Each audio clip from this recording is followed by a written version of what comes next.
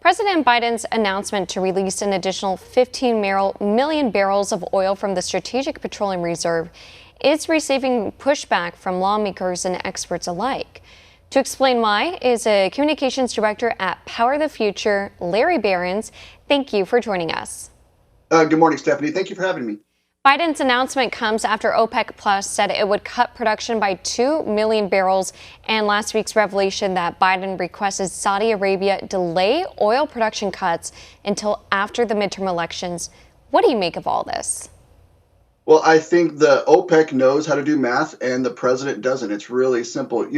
They didn't make their announcement at the timing they did as a coincidence. They knew that our Strategic Petroleum Reserve, even a month ago, was down to levels not seen since the 1980s. And so that's when they decided to make their announcements that they were cutting production. In response, what did our president do? Did he call up American producers? Did he go visit energy workers and say, let's get back to work? Let's do something that makes OPEC irrelevant? No, he called up Saudi Arabia and he says, I know you're going to do this. I know it's going to hurt America's families, but could you at least wait till after the election? Well, he didn't count on Saudi Arabia outing him and trying to, the American public finding out he's doing a blatant political move to try to manipulate gas prices before an election. And so Joe Biden will talk with Saudi Arabia, he'll talk with Venezuela, and he'll talk with any other dictators in the world, but he won't talk with American energy workers. And the polls are starting to show that Americans aren't appreciative of it.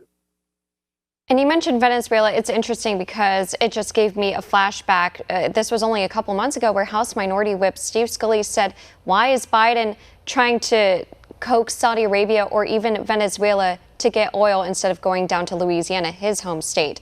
I want to ask, though, in your latest op-ed, you say Biden's decisions expose an America last energy policy.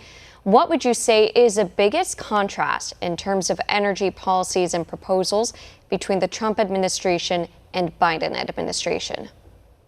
Yeah, that's a great question, Stephanie. And it's really simple. One is America first. Joe Biden is America last. One put the faith in the American energy worker. The other puts the faith in Saudi princes that they previously called pariahs. It is completely undermining the American energy industry. Now, Joe Biden will tell you it's all for the environment, but why is he more than happy to pull oil out of the ground in Saudi Arabia and Venezuela and, yes, in Russia than he is in, southeast New Mexico, in North Dakota, in Pennsylvania? Why is he not happy with development within our borders? It's shocking as Americans find out Joe Biden would rather get oil from Moscow than he would from Midland. And the American people know the cost of that. We've been facing it for well over a year now as we've seen skyrocketing gas prices. He has manipulated the world market so that there's less supply. Joe Biden is, and everyone's getting worked up about OPEC cutting 2 million barrels, but we don't really look at the fact that Joe Biden cut 1.5 million barrels. That's how much fewer barrels per day the United States is producing under Joe Biden than we did at the height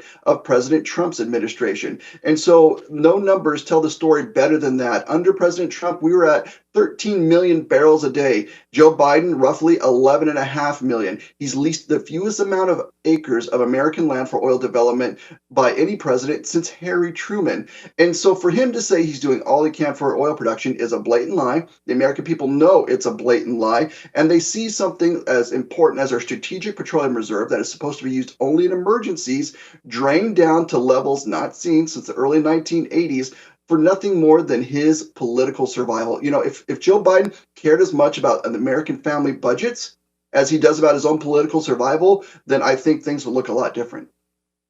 It's interesting, too, because we're seeing the White House defend Biden's latest move. And Press Secretary Karine Jean-Pierre said, well, these oil companies, they need to use some of these unused drilling permits. And it was something that former White House Press Secretary Jen Psaki said. She said pretty much the same thing back in March of this year, saying that, and I quote, there are 9,000 unused approved drilling permits, suggesting that the oil companies ask the oil companies why they're not using those. What would you say? How would you sort of debunk this?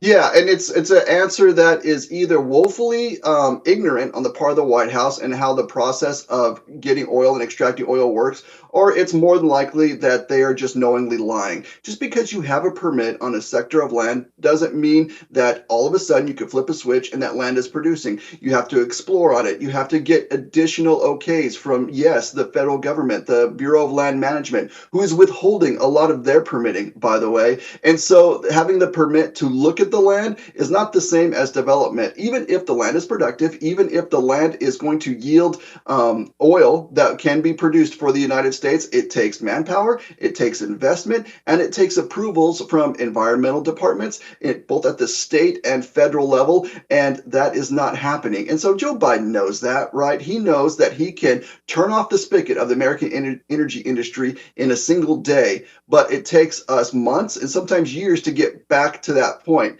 Now, I have faith in the American energy worker. If Joe Biden had a change of heart, they could get it done quicker than that. But he knows that those permits aren't all going to be on productive land. You know, just because I have a driver's license doesn't mean I own a Lamborghini, but yet that's what the White House would make you believe. That's a great analogy that you mentioned there. What proposals does Power the Future want the Biden administration or even Congress to implement in order to make America more energy independent? Yeah, absolutely. You know, you can start with having the Biden administration doing everything you can to make them do a U-turn on all that they've done. All you really need to do is look at what Joe Biden has done over the past 20 plus months and then just do the opposite. You know, we sit here today and Joe Biden's first excuse, and you mentioned one too about the oil companies and the permitting. That's just one of a litany of excuses he had. But one of the first ones was, you know, it didn't matter that he canceled Keystone because Keystone wasn't ready yet. But here we sit in October 2022, Keystone would have been done by now. And that 830,000 barrels a day that we would get from Keystone would be really handy right now. And so you would have to look at projects like that. You would have to look at infrastructure, giving the okay to those projects to move forward as quickly as possible.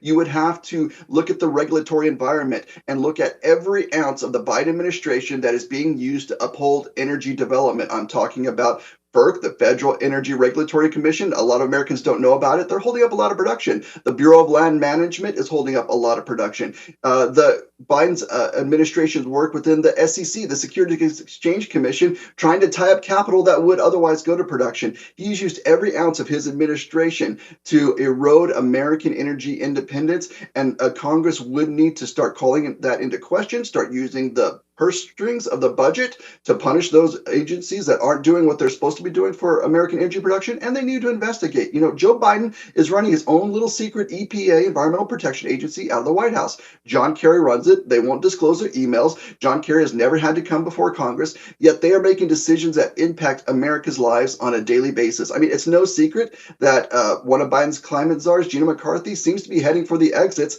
as perhaps a new Congress takes over. So there are they can be doing investigations, and they can also, at the same time, be sending him legislations and controlling the purse strings to get us back to where we need to be. How much do you think this will affect the upcoming midterm elections? I think you're seeing it in recent polling. In fact, I took a look at the Biden polling average, and forgive me, I don't know the poll, but the last two polls that have come out, I know Monmouth came out yesterday, he's at 39%, and that's why he's not being trotted around showing to a whole bunch of Democratic candidates. It's in a select few states where they feel that, you know, maybe Biden can make a difference. It's interesting that we see lead Democrats campaigning in California, so they're having to tie up California, you know, just about 2 weeks before the election. But Americans know who is responsible for what is happening. You are seeing that reflected in the polls. And you know, I'll point out an interesting point that was said to me. Why is none of these Democratic Senate candidates in like Pennsylvania, Nevada, Arizona, why are none of them like shouting from the rooftops about how great the Inflation Reduction Act is? They passed it. They were very happy about it. Why are they not talking about it all of a sudden? Well, because Americans know that they are still paying too much at the grocery store, too much at the pump, and they're getting ready to pay a whole lot more to heat their homes. And it's all because of a man-made energy crisis. And the man that made it is Joe Biden. And it's interesting to point out how we even see some of these Senate candidates, such as Mandela Barnes in Wisconsin. He's campaigning with, or Obama's campaigning for him. And it's probably because right now Biden's approval ratings are so low. So it'll be interesting to see how this all plays out, especially with the polls regarding inflation and approval rating, and even how gas prices right now, how this will all play leading up to the midterm elections. Again, Larry Behrens, a communications director for Power the Future, thank you so much again for your time.